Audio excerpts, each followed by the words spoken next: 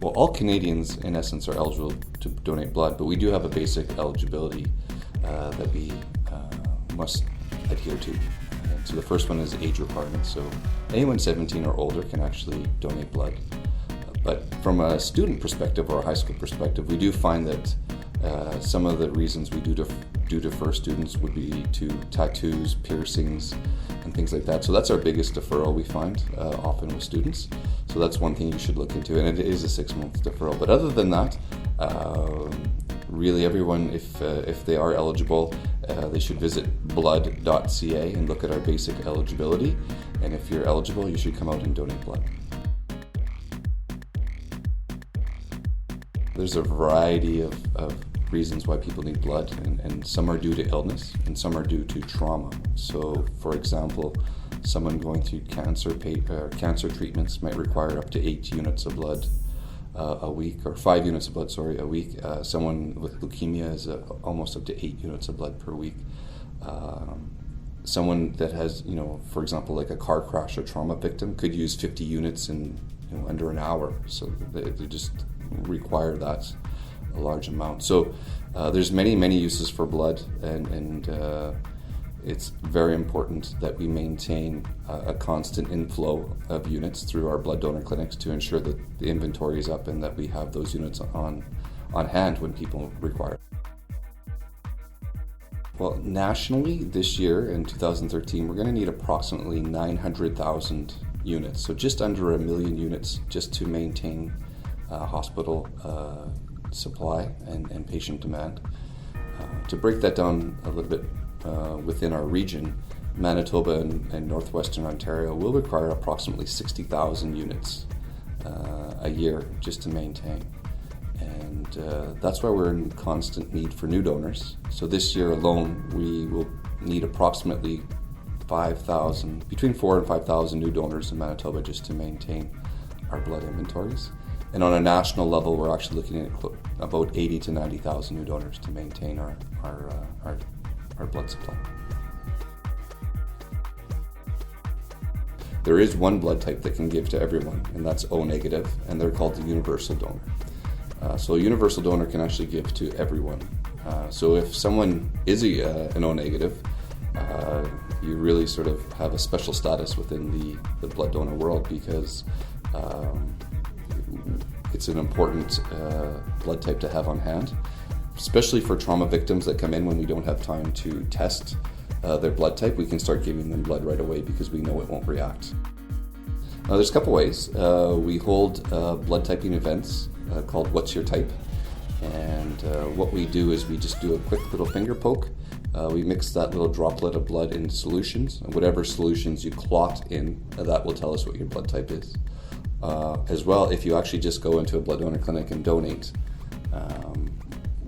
when your blood goes through our lab during the testing phase after the donation, you will actually receive a letter and a card that states your official blood type as well. Yeah, I think probably the best way to characterize a needle insertion is a 1 or 2 second pinch.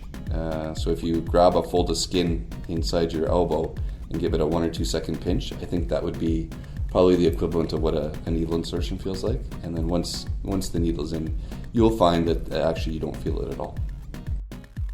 One concern we have when people come in and donate blood is their iron levels. And at the very beginning of a clinic, before we actually do a donation, we do check for iron levels to ensure that they're adequate for donating. If they are too low, we won't allow you to go through the process, because we want to make sure that your health is first and foremost on our priority. Yeah, it's a completely sterile process. We don't reuse any equipment. It's all the equipment that we do use. It is self-contained, so they're from the start of the donation to the laboratory. There's no breaks within that within the equipment used.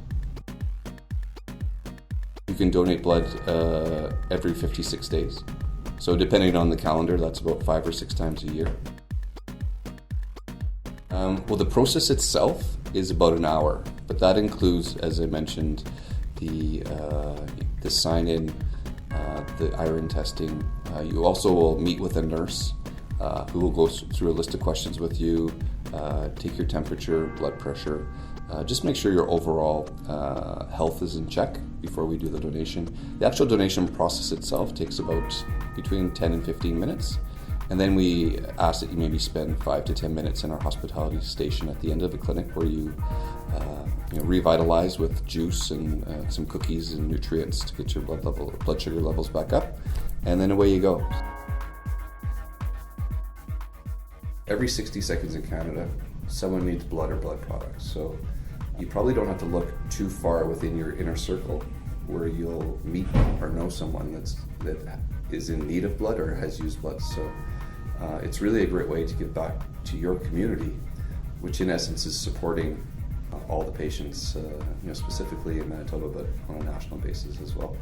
And it really just gives people hope. If someone is sick or has been injured, lying in a hospital bed, just knowing that they have these donors there supplying blood and blood products for them to get better is it's a very comforting feeling, knowing that there's a robust blood system here to support them and help them get better and go and live a healthy, normal life again. So that's why it's really important at the end of the day.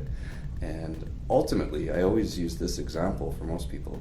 If you got a call today and it was a hospital saying, someone very close to you needs blood, would you go to the hospital right away to get blood? So by donating blood regularly in clinics, you're actually doing that. You're saving your friends, your families, because it's ensuring that our inventory levels are always full and ready to help people when they need it.